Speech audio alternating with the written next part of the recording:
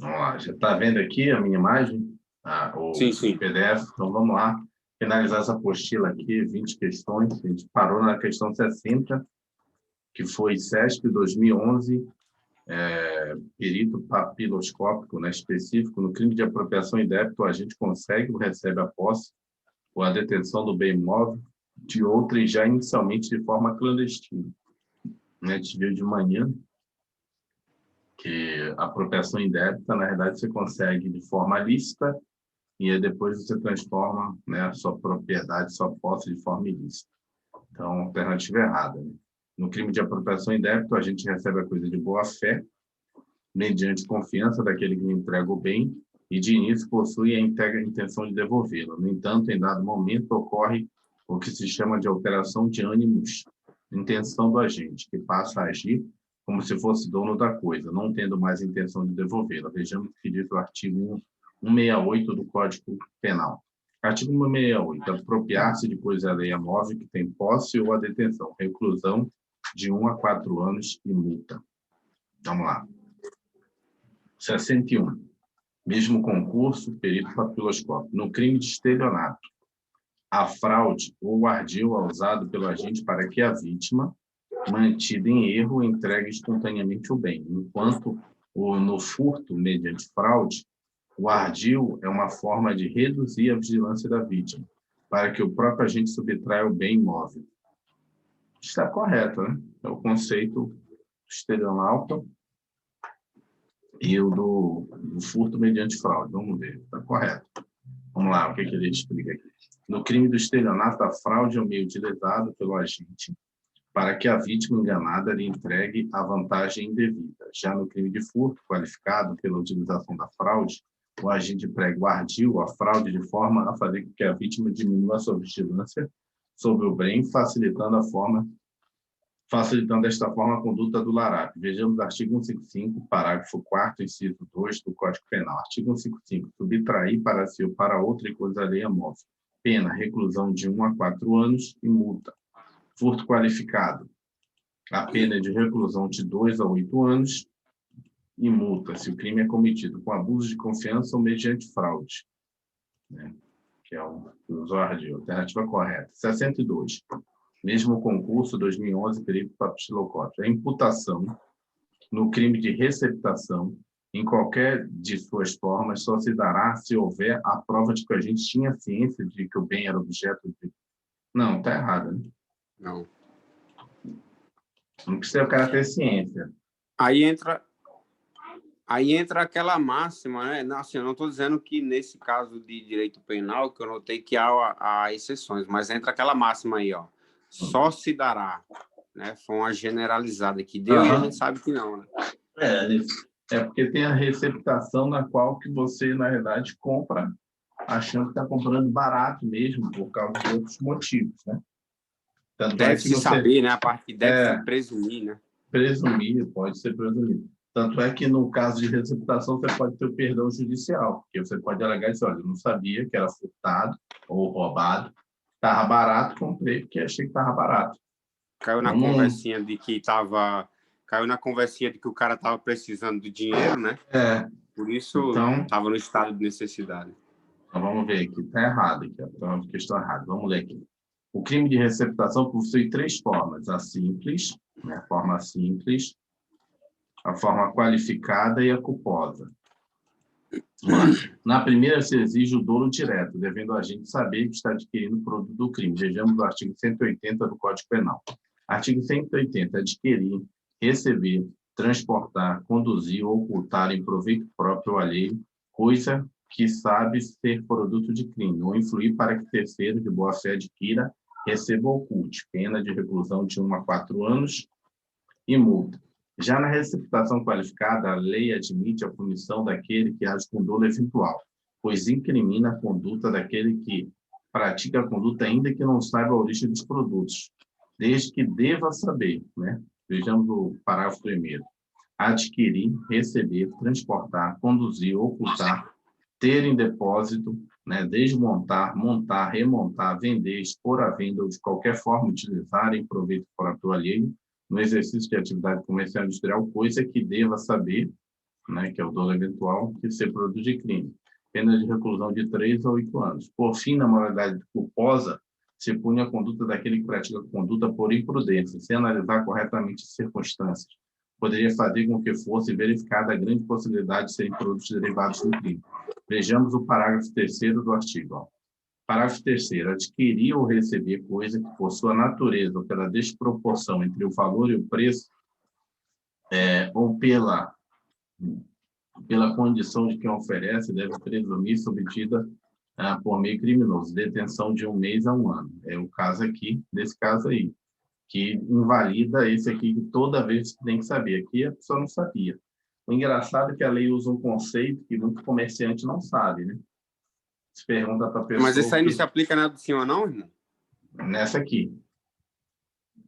Não, mas nesse caso aqui, isso aí para mim seria o de cima, isso aqui, ó, de adquirir o parágrafo 1 aí, ó. Pode ser esse ou esse. Nos Deve dois... saber se é produto de crime. Pois é, nos dois você não sabe se é produto de crime. Aqui você deve saber, aqui você compra porque está barato, né? Uhum. Você presume, deve ser presumido também, obtida por quem criminoso, tá vendo? Entendi. Uhum. Que deve saber, coisa que deve saber ser produto de crime. Aqui, tanto é que nesse caso aqui você tem um perdão judicial. E o engraçado que eu ia comentar é isso aqui, ó. Ele diferencia valor de preço. Tem muito comerciante, como eu trabalhar na área de micro e pequena empresa, conversar com comerciante, e às vezes, essa parte de separar essas coisas, você não sabe a diferença entre valor e preço. Valor é aquilo que você entrega para a pessoa. Preço é vamos dizer assim, o numeral que você coloca, entendeu? Então, por exemplo, uma coisa que tem uma grande modificação na vida da pessoa, né, o valor dela é muito grande, mas você pode cobrar barato, né? O preço dela é barato. Mas você pode ter coisas, né, que você vende, que o valor dela é pequeno e você está colocando um preço alto. E aí as pessoas não compram. É porque o valor é aquilo que vai fazer diferença na vida da pessoa. É o intangível. O valor, é isso que ele está dizendo. Você não pode ter uma coisa que o valor é muito alto e o preço barato. Ou seja, você sabe mais ou menos o valor, né, de um smartphone. O valor dele, em tese, né, toda a configuração, tecnologia, deve valer os R$1.000. Para te vender por 100, a um preço de 100, é o quantitativo que você cobra por aquilo. Então, às vezes, na precificação, as pessoas erram isso. Então, não sabem o que é valor e preço. Acho que o preço é a mesma coisa que o valor, quando não é. Você tem que tentar chegar o valor do preço, entendeu? Quanto é que vale aquilo? Então, vale... Isso é mais para a parte de serviços que o pessoal confunde, entendeu? Porque você não sabe como é que dá valor no seu serviço. Você não sabendo dar valor no seu serviço, você não sabe dar um preço para ele, entendeu? Você não sabe precificar ele. Entendeu? Quanto é que custa a sua hora? Né? Um advogado, quanto é que custa? Tem advogado que ganha, né, o valor dele é R$1 milhão, e ele cobra R$1 milhão. Tem advogado que poderia estar ganhando R$10.000, né, e, na realidade, cobra 2.000, 5.000, não sabe precificar. Entendeu? Tem essas maluquices. Mas, enfim, saindo aqui do direito penal. 63. Mesmo concurso, mas só que agora é perito criminal. Determinado agente subtrai, sem violência, a carteira de um pedestre, furto, né? No entanto, logo depois da ação, empregou a violência contra a vítima a fim de assegurar a detenção definitiva. Voltou a ser roubo, que é o chamado roubo impróprio, né? Você usa a violência posteriormente à subtração do bem. Nessa situação, a gente deverá responder pelo delito de furto? Não. Não, né? Pois a violência só foi empregada no momento posterior à subtração? Não, né? Aqui temos o que chama de roubo impróprio, né? Pois o agente, embora não tenha utilizado a violência ou grave ameaça para realizar a subtração da coisa, o faz para garantir a impunidade ou proveito do crime. Vejamos o que diz o artigo 157, parágrafo 1º do Código Penal. Artigo 157. Subtrair coisa móvel, alheia, para si ou para outro, mediante grave ameaça ou violência, ou depois de havê-la por qualquer meio reduzido à impossibilidade de resistência da vítima. Reclusão de 4 a 10 anos. Parágrafo 1º. Na mesma pena incorre que, logo depois de subtrair da coisa, emprega violência contra a pessoa ou grave ameaça a fim de assegurar a impunidade do crime, ou a detenção da coisa para si ou para terceiro, que é o caso.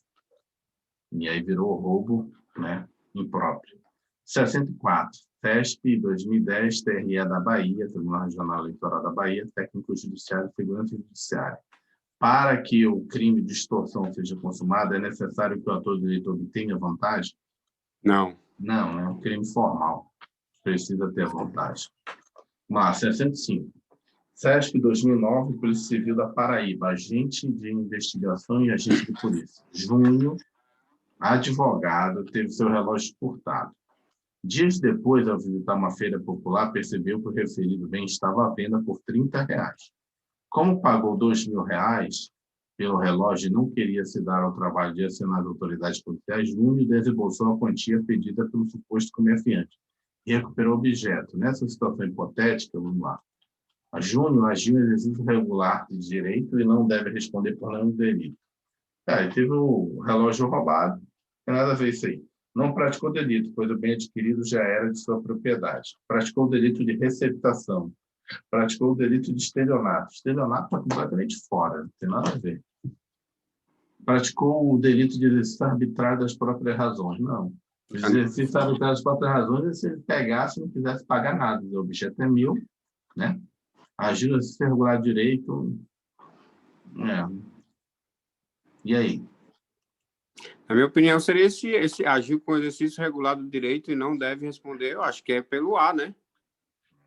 Vamos ver o que ele bota aqui. Qual é a questão logo? Letra C. Como é que ele vai ser receptador do próprio bem, né? Fica meio estranho, fica meio redundante. Pois é, mas aí a letra é essa. Vamos ler o gabarito, vamos ler os comentários. Mas é meio estranho, né? O cara vai receptar o próprio... Vamos lá. Nesse caso, praticou o crime de receptação, pois adquiriu o produto que sabe ser objeto de crime, nos termos do artigo 180 do Código Penal. Adquirir, receber, transportar, conduzir, ocultar em proveito próprio ou alheio, coisa que sabe ser produto de crime, ou influir para que o terceiro de boa-fé adquira, receba ou oculte, reclusão de 1 a 4 anos e multa. Pode parecer estranho, mas mesmo o antigo proprietário pode ser sujeito ativo deste crime, conforme o posicionamento de parte da doutrina, pois a conduta correta seria denunciar infratores às autoridades. A conduta de Júnior contribuiu para que a infração penal praticada continuasse impune e ainda se tornasse lucrativa para o infrator. Não se trata de entendimento pacífico, havendo doutrinadores que entendem que, neste caso, o agente não pratica crime. Letra C. Então, para mim, não praticou crime, né? Mas fica a dica aí da CESP, que, na realidade, assim, ele sabia que era crime, comprou, então, capitulado no artigo 180. Né? Sabia ele que era praticou crime. o que está escrito, né? É mais estranho. Mas aí é que tá, e não tem nenhuma vantagem nisso, tá vendo aqui, ó, no crime, eu influir para que terceiro adquira, receber transtorno em proveito próprio ou alheio, coisa que sabe ser produto de crime, influir para que terceiro adquire, receber, transportar, conduzir, ocultar, em proveito próprio ou alheio. Só que aí não tem proveito próprio para ele, né? Tem um erro aí, porque não é em proveito próprio dele, porque, na verdade, ele não está tendo aproveitamento nenhum, ele está perdendo dinheiro. Tudo bem, vamos lá. 66. CESP 2010, Embasa, empresa brasileira, agora não lembro quem foi. Analista de saneamento, advogado, deve ser de saneamento, empresa baiana de saneamento, advogado. De acordo com a teoria do aprehensive, também denominado de amóstil, é suficiente que o bem subtraído passe para o poder do agente para a consumação do crime de roubo, sendo prescindível que o objeto do crime saia da esfera da vigilância da vítima. Esse prescindível não precisa, certo? É aquele caso que toda hora cai, né? Pergunta é, o cara puxou a bolsa, você ficou naquela luta da bolsa. Cometeu o crime? Sim, você não precisa ser mansa, pacífica, né? Então, é isso que ele está perguntando aqui, ó. É suficiente que o bem subtraído passe, passe para o poder do agente para a consumação do crime de roubo? Sim. Ele usou violência, grave ameaça, né? Passou o bem para a mão dele, ok. sendo prescindível que o objeto do crime saia da esfera da vigilância da vítima. Ou seja, desculpa, você pode perseguir a vítima olhando lá, ó, levou o meu objeto ali, eu estou olhando. Estou olhando, não saiu da minha vigilância. Vi a polícia, ó, tá ali, ó, acabou de me roubar. Ou seja, ele não saiu. Prescindível não precisa, né? Não precisa. Não precisa que o objeto do crime saia da esfera da vigilância da vítima, é verdade.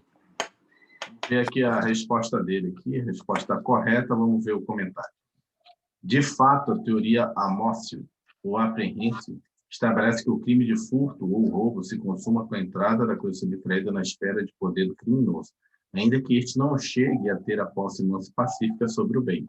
Este, inclusive, é o atual posicionamento dos tribunais superiores. Vamos lá, esse julgado aqui, processo penal, recurso especial, furto, momento consumativo do delito, posse da res furtiva, adoção pelo Código Penal Brasileiro, teoria do aprehensive ou amócio, recurso a que se dá provimento. Conforme o entendimento jurisprudencial firmado por esta Corte, o delito de furto consuma-se no momento que o agente se torna possuidor da res subtraída, pouco importando que a posse seja ou não manso pacífico.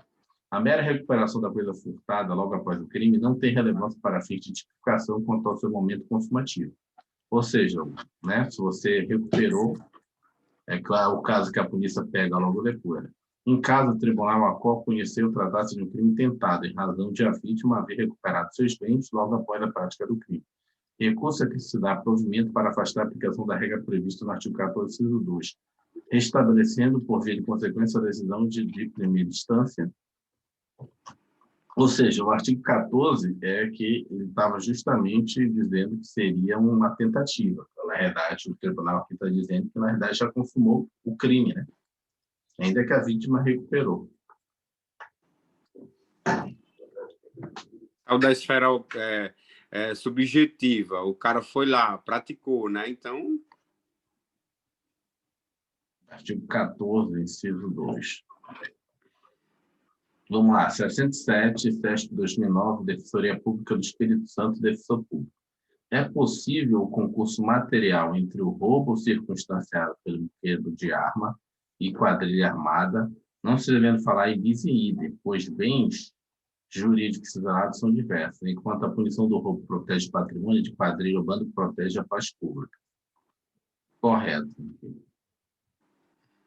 Né? Que aí, na verdade, assim, tem um roubo à mão armada, que é um qualificador, e tem uma outra qualificadora, é uma quadrilha armada, que aí você juntou mais de 3 pessoas, virou associação criminosa. Né? O nome não é quadrilha mais, é associação criminosa. Por tutelar e bens jurídicos diversos, nada impede o concurso material entre estes crimes, conforme o posicionamento dos tribunais superiores. Vamos ver habeas corpus 33894 do Rio de Janeiro. Habeas corpus 2004, 00227757, data de publicação 2005, 14/3.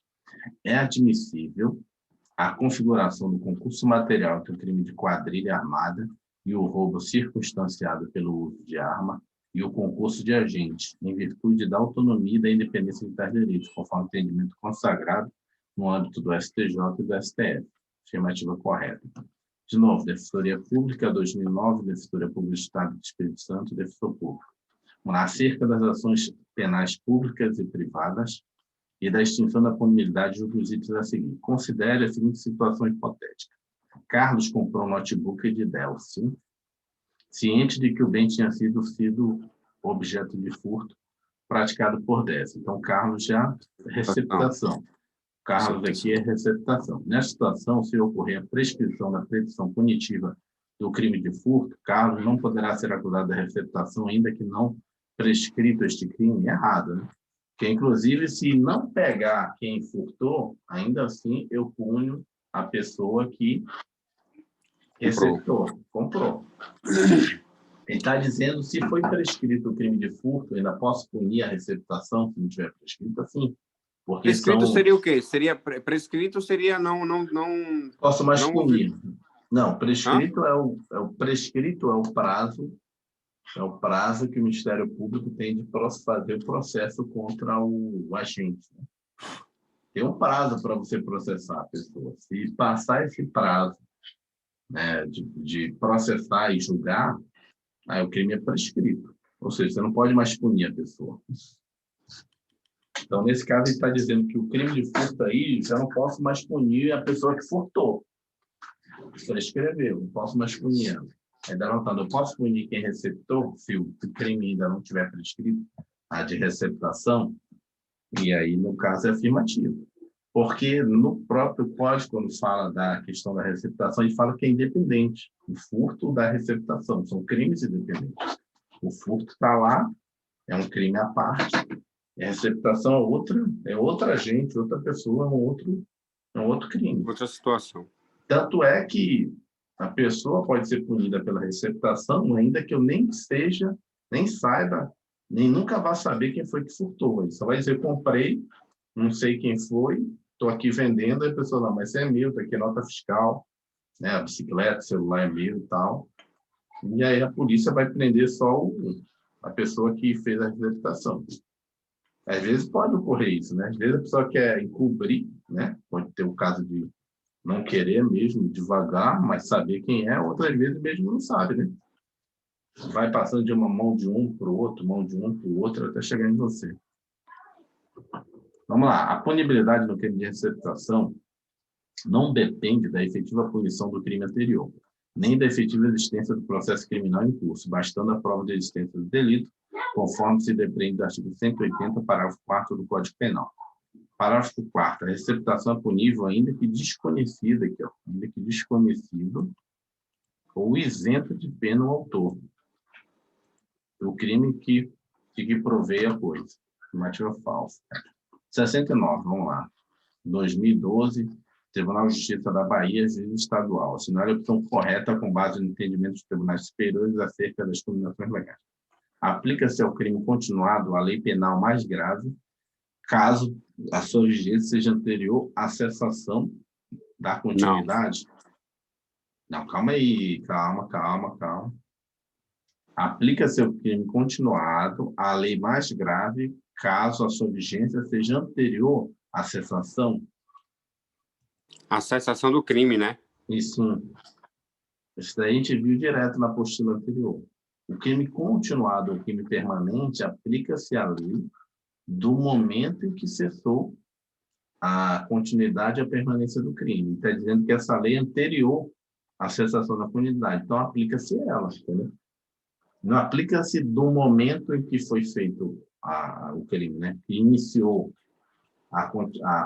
o crime. É isso que ele confunde, entendeu? É isso que as pessoas erram normalmente. Isso é uma súmula. Mas aí tá falando, peraí, essa aí eu tô enrolado. Vamos lá, ó, aqui, ó. Aplica-se o crime continuado, né? O crime tá continuado, aquele furto todo dia lá na caixa. Tá, né? Isso. A lei penal mais grave, caso sua vigência, a vigência da lei, né? Sim. Seja anterior à cessação. Mas não é que seja anterior. Aí antes de começar. Sim. Antes de começar a lei? Não, antes de começar, antes de cessação, antes de parar a continuidade. É o que é previsto. Cessação é antes de parar. Se a pessoa já parou, eu não posso mais punir ela. Eu punho pela lei do momento em que ela parou. Você aplica a lei, mesmo que ela seja mais grave, mas desde que ela entre em vigor antes da pessoa cessar, antes da cessação. Então, o que a súmula fala? Eu aplico a lei, ainda que mais gravosa, do momento da cessação, da continuidade ou da permanência do crime. Ou seja, qual é a lei que eu aplico? No momento que cessou. Se a lei está vigente antes da cessação, no momento que cessa, eu aplico essa lei. Entendeu? Eu não posso aplicar uma lei posterior. Tem que aplicar a lei anterior à cessação. Ela não retroage para malefício, né? E é outra coisa, eu não posso aplicar a lei que é anterior ao início do crime. Eu aplico a lei que é anterior à da cessação. Se aparecer eu iniciei o crime numa lei que era mais branda, né? Resolvi fazer uma restrição de liberdade a alguém. Tinha uma lei mais branda para isso. Comecei a restrição de liberdade da pessoa, que é um crime, né, permanente, né? Botei a pessoa ali sem liberdade. Passou 2 meses, mas no primeiro mês que eu estou lá com a pessoa, em cárcere lá, teve uma nova lei. Né? Uma nova lei pior ainda. punindo com mais gravidade, né, a restrição de liberdade.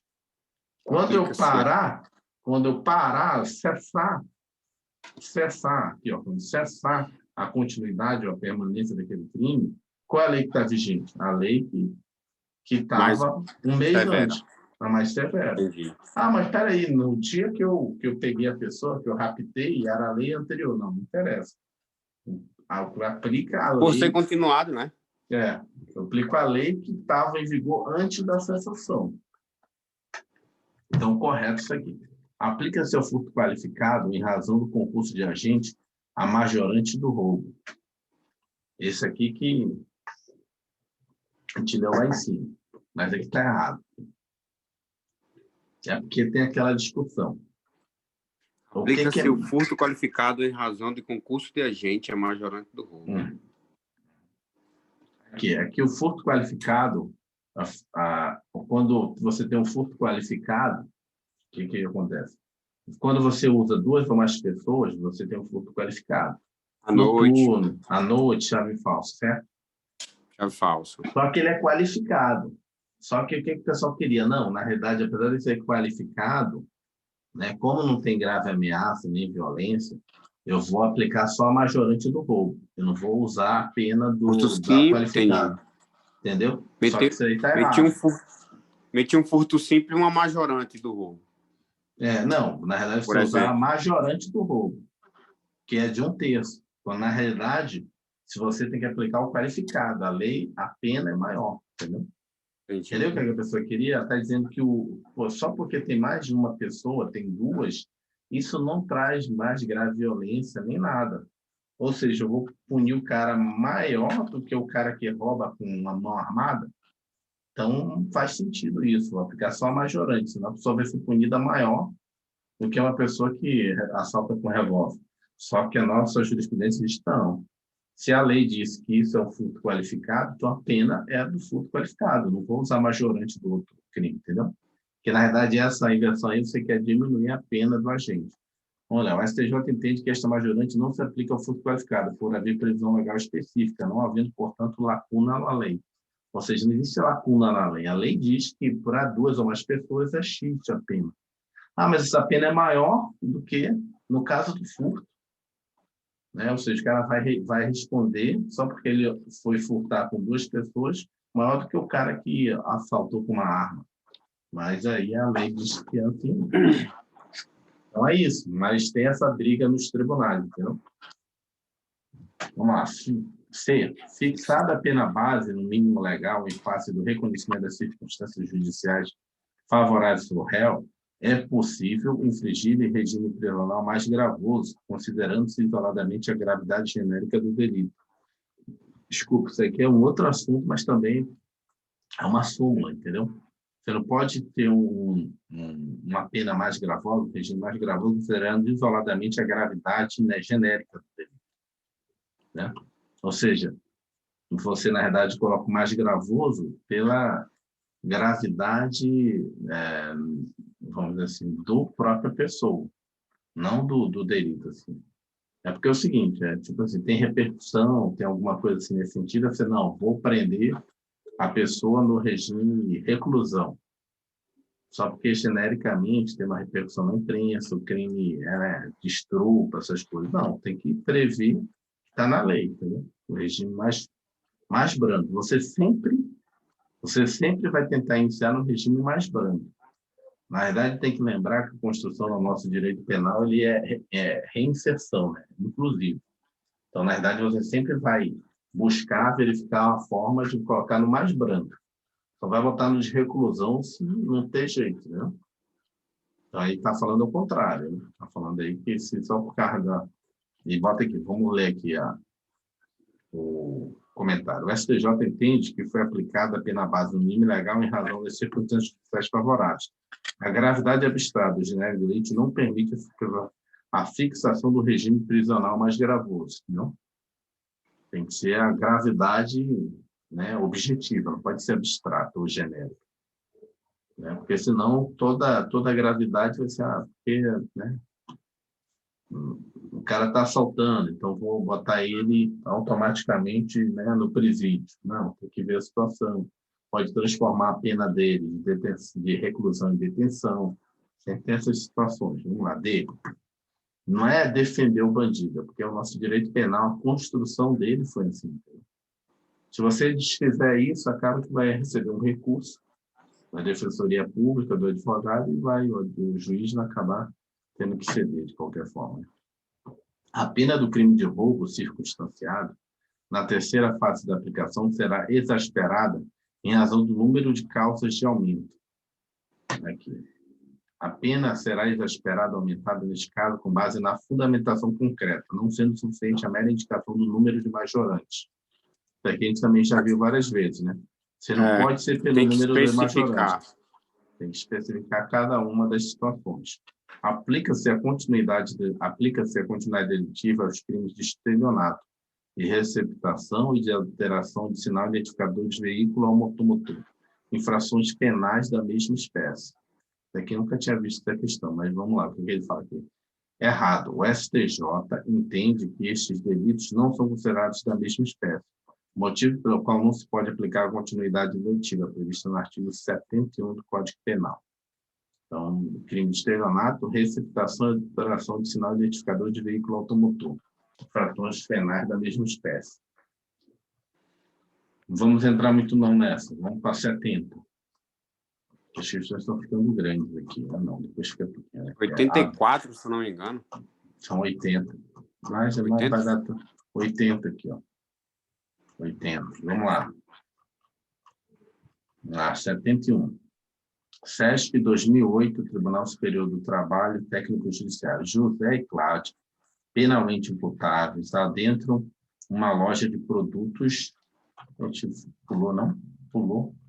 Não, a gente pulou aqui, foi mal, bom, prefere. SESP 2011, Defensoria Pública do Estado do Maranhão, com referência aos crimes contra o patrimônio, será a opção correta. Não incide a majorante do repouso noturno nos delitos de furtos praticados por estabelecimentos comerciais? Não, incide sim. Está errado. Consoante iterativa jurisprudência do STJ, a presença de mais de uma circunstância de aumento da pena no crime de roubo é causa obrigatória de majoração da punição e percentual acima do mínimo combinado no Código Penal. Acho que também está errado, né? Causa obrigatória. Presença de mais de uma circunstância de aumento? Não, o cara tem que especificar, né? Só o fato de ter duas majorantes... O cara invadir a casa. Se o cara invadir a casa lá... Isso aqui é a mesma dessa situação aqui. Você tem que identificar cada uma das majorantes. Você não pode simplesmente só dizer, não, porque foi à noite e estava falsa. Não. Teve duas majorantes e aumento. Não, você tem que especificar, porque você vai aumentar. Mas depois a gente vê aqui. Vamos lá. O princípio, para mim, está errado. A jurisprudência do STJ preconiza que o lapso temporal superior a 30 dias entre os crimes de roubo praticados pelo mesmo agente não dá asa à aplicação da continuidade delitiva. Não está onde mesmo? Desculpa. Aqui. Espera aí. Tá. Que a jurisprudência do STJ preconiza que o lapso temporal superior a 30 dias entre os crimes de roubo praticados pelo mesmo agente não dá asa à aplicação da continuidade delitiva, devendo seguir a regra do concurso material. Essa aqui, sinceramente, eu não sei. Vou deixar aqui em branco. Segundo a jurisprudência do STJ, aplica-se ao delito de apropriação indébita comum o benefício do perdão judicial, concedido ao agente que, tendo praticado delito de apropriação indébita previdenciária, tenha promovido, antes de oferecida a denúncia, o pagamento da contribuição social previdenciária. Acho que é essa. Pois é.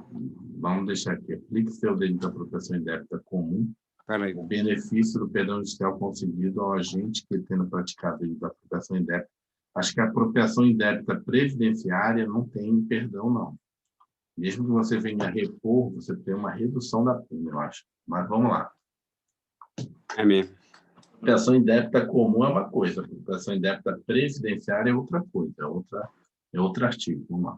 Considere que Antônio e Brás sejam coerdeiros de 500 sacas de café e que todas estejam em poder do primeiro, de Antônio. Que injustificadamente se recusa a entregar a Brás as que lhe cabem na herança. Neste caso, Antônio poderá ser responsabilizado pelo delito de furto de coisa comum? Não, não existe delito de furto de coisa comum. Deixa eu me lembrar aqui. Essa aí também não. Nesse caso, Antônio, responsabilidade pelo delito de furto comum. Essa foi difícil, essa questão aí. Essa daí é Defensoria Pública. Defensoria Pública? É Maranhão, acho. Maranhão. Na verdade, nesse Maranhão. caso, tem aquela questão seguinte: se você tem coisa em comum, você pegar, se né, por algum motivo brigar com a pessoa e pegar uma parte, mas desde que não exceda a sua, você não está cometendo crime nenhum. Agora, se exceder a parte que lhe cabe, sim, você está cometendo crime. Então, esse cara também está cometendo crime. Mas aí nesse caso ele se recusou a entregar, ou seja, ele ficou com 100% do Pois é, então, do valor nesse caso seria crime. Não seria crime se ele ficasse com as 50% dele, entendeu? Pegar 50% dele e vender sem autorização do outro. Já era dele. Na verdade, só desfecho da parte dele. Mas vamos lá os comentários. Vamos agora ler de novo e vamos ver os comentários. Vamos lá. Não incide a majorante do repouso noturno comercial. Isso está errado. Vamos lá. Essa aqui é a majorante. Ele está dizendo que não incide a majorante de repouso noturno nos delitos de furtos praticados contra estabelecimentos penais, comerciais, desculpa. Aí o STJ entende que, mesmo neste caso, aplica a majorante. Vejamos. A causa especial de aumento de pena de furto cometido durante o repouso noturno pode se configurar mesmo quando o crime é cometido em estabelecimento comercial ou residência desabitada, sendo indiferente o fato de a vítima estar ou não efetivamente repousando. Pode marcar isso aqui. A segunda aqui, consoante interativa de jurisprudência do STJ, a presença de mais de uma circunstância de aumento de pena no crime de roubo é causa obrigatória de majoração da punição e percentual acima do mínimo combinado no Código Penal? Errada. O STJ pensa exatamente o contrário. A pena será exasperada, aumentada, neste caso, com base na fundamentação concreta, não sendo suficiente a mera indicação do número de majorantes. Então, tem que ter a fundamentação. Aquele esquema lá, né?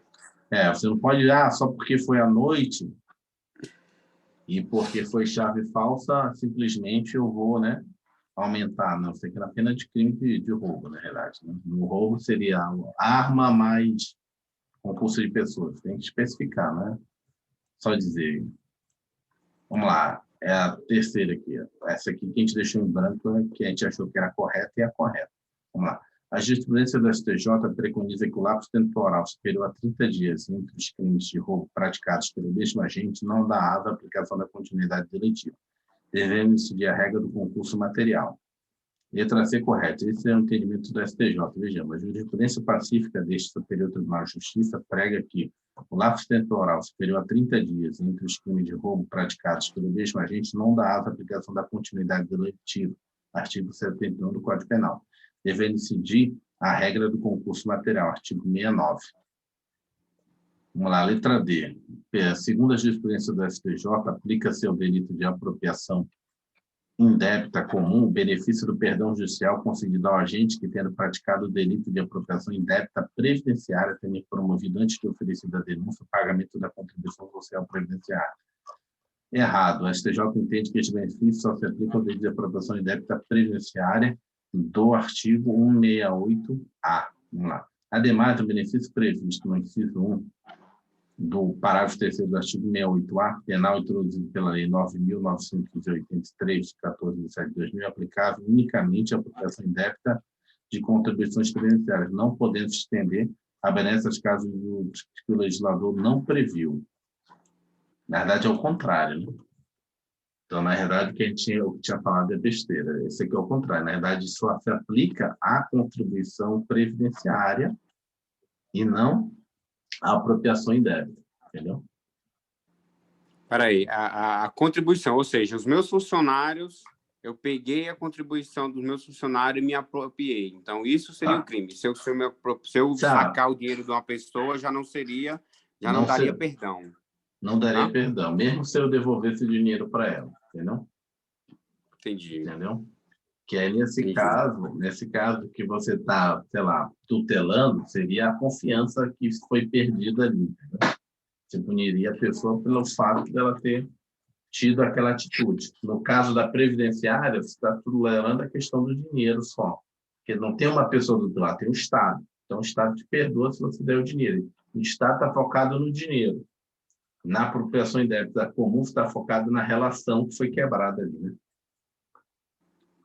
De confiança. Letra E. Vamos ver a letra E aqui. Considere que Antônio e Brás sejam co-herdeiros de 500 sacas de café e que todos estejam em poder do primeiro, que injustificadamente se recusa a entregar a Brás a Brás as que lhe cabe na herança. Neste caso, Antônio poderá ser responsável pelo delito de furto comum, que ele responde aqui.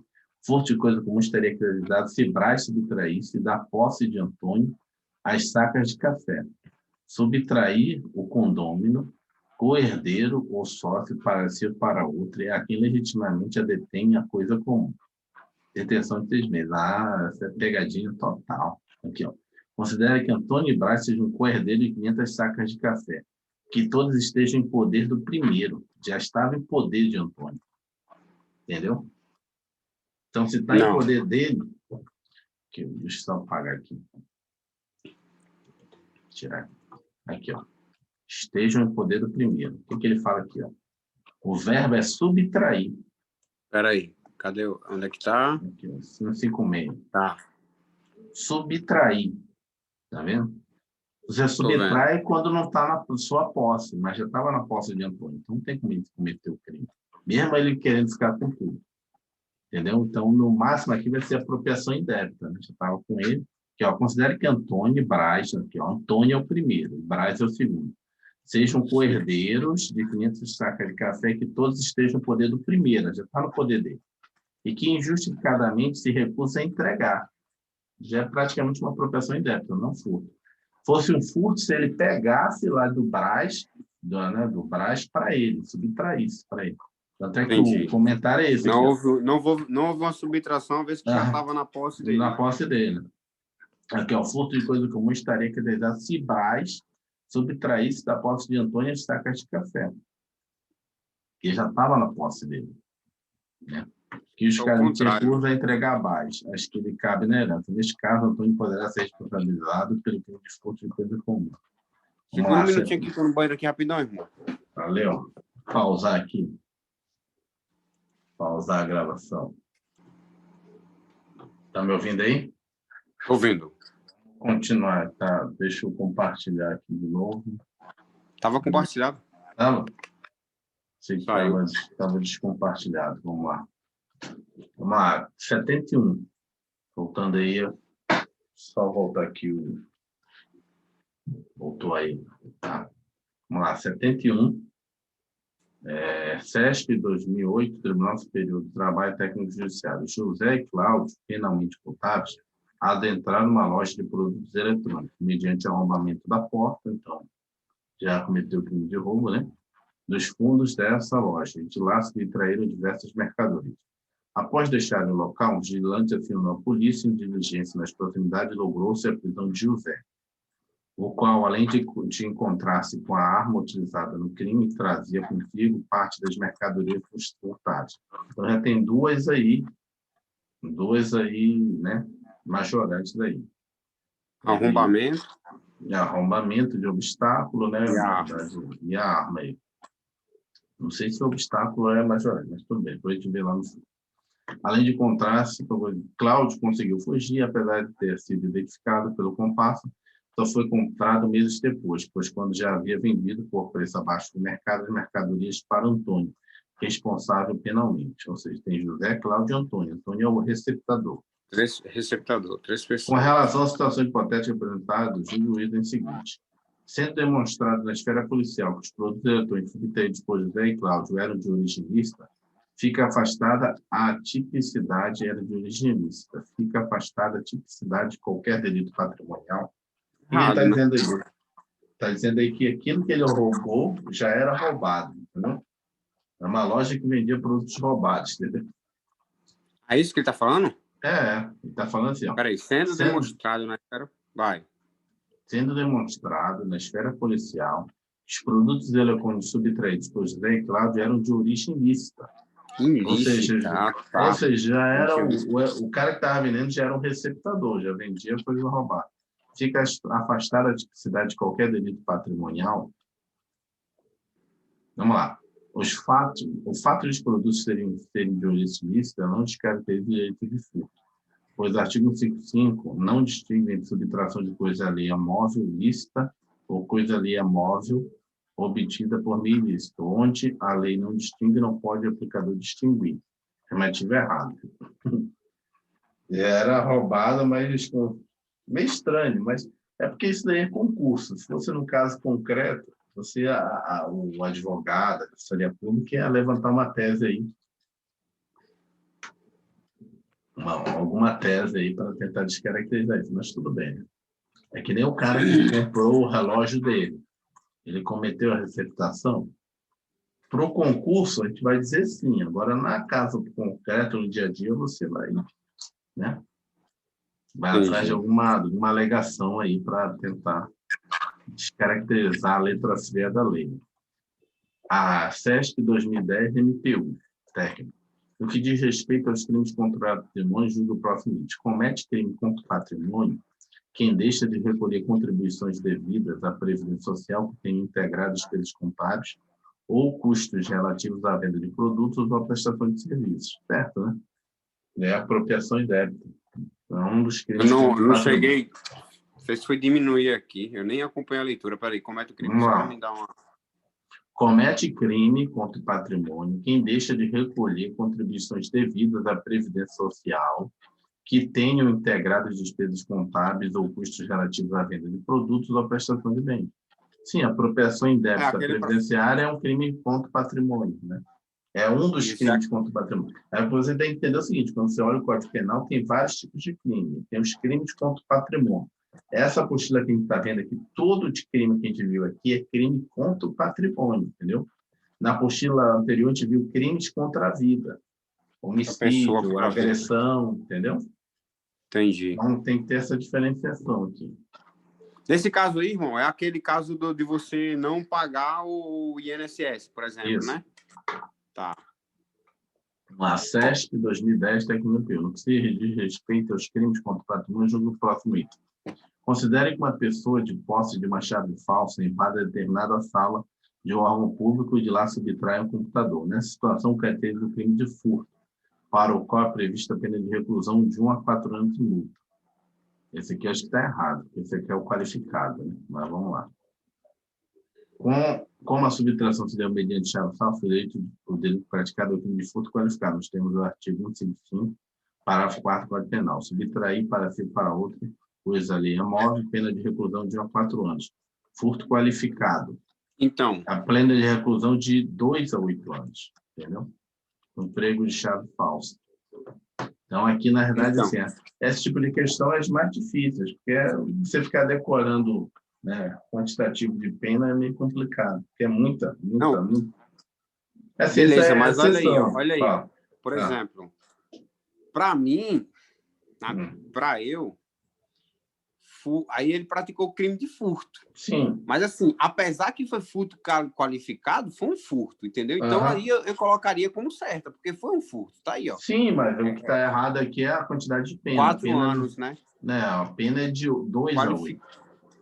Ah, entendi. Porque a qualificação como é qualificado, não é de 4 anos, né? Mas é o tipo de questão que tem pouca incidência. O que eu estou falando é o seguinte: não adianta você ver uma questão dessa e querer tentar memorizar todos os quantitativos de pena máxima e mínima de todo crime. Isso é impossível, entendeu? Estou dizendo que você não possa. Eu acho que um esforço. Assim, a gente tem 80 questões. É a primeira que cai para você saber especificamente a pena, entendeu? É muito difícil esse tipo de pena. Por isso que a gente não dá muita, vamos dizer assim, relevância para ficar decorando. Essa é de tanto a tanto, entendeu? Porque vai depender vai depender da trifase do julgamento, né? Porque pode ser que o cara aplica ali. Não, isso aí já está previsto na lei. Isso é a chamada pena base. É a pena mínima e máxima de cada crime. Né? Não, é a base que você vai criar a base.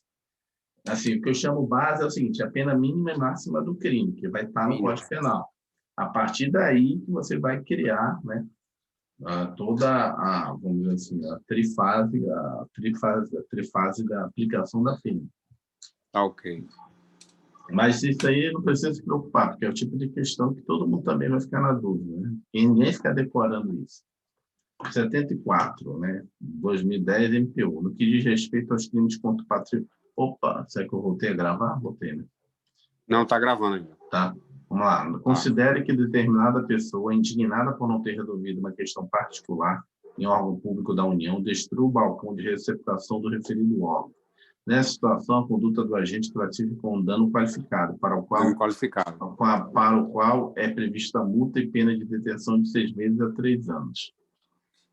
E aí, de novo, Fica qualificado porque foi contra o órgão público. Foi? Foi contra um órgão público. Contra o órgão público, né? Seja ele da administração direta ou indireta, né? Uhum. Aqui, ó, comentário. A conduta descrita é o modo perfeitamente tipo penal do crime de dano qualificado, previsto no artigo 63, parágrafo 1, inciso 3 do Código Penal. Artigo 63, destruir, inutilizar ou adulterar coisa alheia. Pena, detenção de 1 a 6 meses ou multa. Desculpa, dano qualificado contra o patrimônio da União, de Estado, do Distrito Federal, do município, autarquia, fundação pública, empresa pública, sociedade de economia mista, empresa concessionária de serviços públicos. Pena de detenção de 6 meses a 3 anos e multa, além da pena correspondente à violência, para a qual a pena prevista é a pena de detenção de 6 meses a 3 anos, além da pena correspondente. Estimativa correta. 75. Mesmo concurso de 2010. No que diz respeito aos crimes contra o patrimônio, considere que Pedro tenha adquirido equipamento de projeção sabendo ter sido objeto furtado de determinado órgão público, né?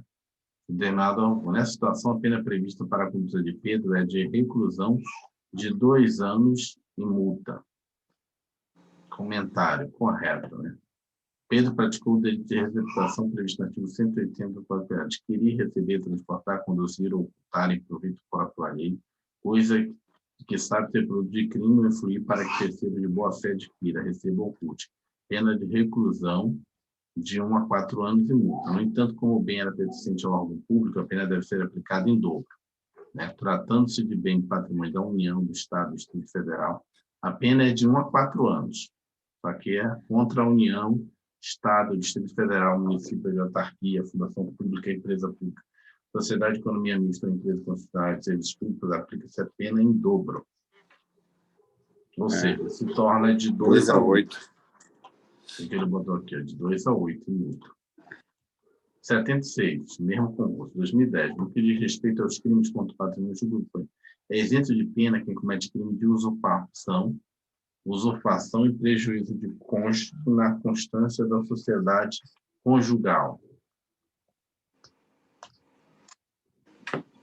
Vamos lá. Correto, né? Correto aqui. A usurpação compreende 4 tipos penais previstos no artigo 61 e 62, sendo considerado crimes contra o patrimônio, nos termos do artigo 61, inciso 2. Aquele que pratica crime contra o patrimônio e prejuízo do cônjuge na sociedade conjugal fica isento da pena. É isento da pena que comete qualquer dos crimes previstos neste artigo, em prejuízo, neste tipo, em prejuízo do cônjuge na constância da sociedade conjugal. Então, qualquer tipo de... Porque se a usurpação aqui patrimonial, se for na constância do casamento, sociedade conjugal, também é isento. É a caso do pai com filho, ascendente, descendente, né? Do tio com sobrinho que vive na mesma casa. Qualquer crime contra o patrimônio nessa situação, você é isento. Né? Exceção, tem aquelas exceções, lembra? Se for a pessoa maior de 60 anos, grave ameaça ou violência, aí também não pode ser isento da pena. Né? Em alguns casos, não é isenção da pena, não, é a redução. Né? Você não vai ter direito mais da redução. 77. Vamos lá. SESC 2009, Banco Central do Brasil, procurador. Roberto, com 23 anos de idade, subtrai para si um aparelho celular avaliado economicamente em R$900, pertencente ao seu pai. Em tese, ascendente, né? Isento da pena. Pertencente ao seu pai. Alberto, ou pode ser 63 anos de idade, aí já pegou, porque aí não pode isentar porque o pai tem mais de 60 anos, já virou idoso. Isso. incondicionada. Em seguida vende o 200 para Felipe, o qual sabia que o aparelho não custava tão barato. Então, Felipe é receptador, porque ele deveria saber que não é esse valor, R$ 200. Vamos lá, qual é que ele tem que analisar? Considerando a situação hipotética acima descrita, cenário a opção correta no referente aos crimes contra o patrimônio. Roberto é isento da pena porque é praticado no crime com excedente, com renda acima da escusa absolutória, legalmente prevista. Errado porque caso de 63 anos. Felipe praticou o crime de receptação culposa, mas será isento da pena em face da extensão da escusa absolutória aplicada ao Roberto. Também não, porque não atinge terceiros. Roberto praticou em tese crime de furto e Felipe receptação culposa, certo? Porque pela desproporção entre o valor e o preço do aparelho, o celular deveria presumir ter sido obtido por meio criminoso. Isso aqui está deixado marcado aqui. Se Felipe revendeu o aparelho celular para Frederico e este não responderá por crime algum, pois não se pune a receptação de coisas já receptadas, não tem nada a ver. Não, a gente viu que sim. O receptador é o último. Né? Roberto até o próprio cara que comprou o próprio relógio, ele é o receptador. Voltou, deu a volta toda, voltou para o dono é o receptador. Roberto não responderá por crime algum em face da aplicação do princípio da insignificância. Já falei, insignificância, R$ 900 não. Então, para mim, é a letra C. Vamos lá, qual é a resposta? Letra C. Entendeu? É isento da pena que comete qualquer dos crimes previstos neste título, em prejuízo de ascendente ou descendente, seja parentesco legítimo ou ilegítimo, seja civil ou natural. Se o crime é praticado contra pessoa com idade superior a 60 anos, né? Em relação à conduta de Felipe, ele esqueceu de botar o negócio ali, que não se aplica essa absolutória no caso acima de 60 anos. Em relação à conduta de Felipe, ele praticou o crime de receptação culposa, pois adquiriu sem devida cautela produto por valor bem abaixo do mercado, sem exigir o documento que provasse idoneidade. Artigo 180. Adquiriu ou receber coisa que, por sua natureza, ou pela desproporção entre o valor e o preço, ou pela condição de quem oferece, presume ser obtida por meio criminoso. Pena de detenção de 1 mês a 1 ano ou multa, 1 ano. 78. SESP 2009, Polícia Civil, agente escrivão. Julgue o item seguinte relativo aos crimes contra a pessoa contra o patrimônio. Diferenciam-se os crimes de extorsão e estelionato, entre outros aspectos. Né? Extorsão é você exigir alguma coisa. Estelionato é você usar uma fraude para receber uma coisa. Né? No seguinte aspecto, que o estelionato, a vítima quer entregar o objeto, pois foi induzida ou mantida em erro pelo agente mediante o emprego de fraude, enquanto a extorsão, a vítima dispôs do seu patrimônio contra a sua vontade, fazendo-se por ter sofrido violência ou grave ameaça. Correto, né? A definição fornecida pela questão está correta. O estelionato, a vítima é iludida pelo infrator que, mediante fraude, a induz a praticar o ato, que lhe causa prejuízo, dá vantagem ao infrator. Já na extorsão, a vítima não é enganada, não há fraude. A vítima integra o bem, direito, dinheiro ou vantagem, o infrator que está sendo coagido, mediante violência ou grave ameaça. Vamos lá. Polícia 2019, SESP, Polícia Federal, agente escrivão. A respeito dos crimes contra o patrimônio e contra a administração pública, julgue o seguinte. A causa de aumento de pena relativa à prática do crime de furto durante o repouso noturno somente se aplica ao furto simples, e não às modalidades de furto qualificado. E prevalece o entendimento de que o aumento da pena sai cabível quando a subtração ocorre em casa, está errado, né? Em casa ou em alguns de seus compartimentos em local habitado. Isso aqui estaria errado, porque não ocorre somente em casa ou repouso noturno. Mas vamos ver qual foi o comentário. Questão foi anulada. Quando a aplicação da prova, o STJ entendia que a majorante de repouso noturno se aplicava ao furto simples, não ao qualificado. Isso mudou. Hoje o STF entende que a majorante se aplica a ambos. A segunda afirmativa é controvertida, eis que, apesar da STJ entender que a causa se aplica ainda quando praticada em local inabitado, estabelecimento comercial, há polêmica doutrinária. Há doutrinadores que entendem que o aumento da pena é cabível quando a subtração ocorre em casa ou em alguns de seus compartimentos em local habitado. Para outros, é irrelevante que o crime se dê em casa habitada ou desabitada, que ocorra durante o repouso dos moradores ou não, bastando a subtração se dê em período noturno. Estão formulados. É o mais mais correta é entender. Mais Hoje, correto, né? hoje aqui já mataria como errado. Assim. 2019, Defensoria Pública de Alagoas, Defensor Público do Estado. Julga o item que se segue com relação aos crimes contra a vida, contra o patrimônio e contra a administração pública. Considera a situação hipotética. Ana subtraiu maliciosamente determinada peça de roupa de alto valor de uma amiga, com a intenção tão só de utilizá-la em uma festa de casamento. É o Furto de uso. Furto de uso. Após o evento, Ana, tendo atingido seu objetivo, devolveu a vestimenta. Na situação, Ana não responderá pelo delito de furto, uma vez que a CP notifica a figura de furto de uso. Certo. A afirmativa está correta, pois o direito brasileiro não pune como crime a conduta denominada de furto de uso, que é o pegar emprestado sem autorização. Para que haja furto do tipo penal do artigo 155, é necessário que haja animus. Hence sibit habent, que é a intenção de ter a coisa como sua. Então, a gente acabou, parar aqui, acabou essa apostila, amanhã a gente começa, já cruzamos a parábola, são 7 apostilas, estamos indo para a 5ª apostila. Então, já acabamos a 4ª aí, vamos para a 5ª, 6ª e 7ª, tratando 3 materiais aí. Os próximos materiais são bem pequenos, esses aí são os maiores, porque são os crimes que têm mais jurisprudência, mais conceitos, né? Então, né? E a parte também conceitual é muito grande, né? A parte de fato típico, licitude, tem muita coisa que a gente estudou. Mas não se preocupa que a gente vai revisar tudo de novo, com calma. Lógico, com calma, assim, não vai ler tudo de novo, mas vai dar uma bate-pronto para a gente entender. Essas partes que tá grifada